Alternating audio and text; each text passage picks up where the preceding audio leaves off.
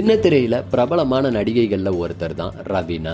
அவங்களுக்கு சீரியல்ல நடிக்க ரெட் கார்டு போடப்பட்டிருப்பதா சர்ச்சைகள்லாம் கிளம்பிச்சு.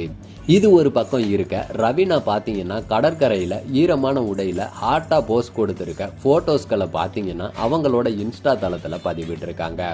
இந்த புகைப்படம் ரசிகர்கள் கிட்ட வைரலாக, ரசிகர்களோ என்ன மேடம் சினிமா ஆசை வந்துருச்சா, இவ்வளவு கவர்ச்சி தாங்காது மேடம் அப்படின்ற மாதிரி கமெண்ட் மலையை பொழிஞ்சு தள்ளிட்டு இருக்காங்க.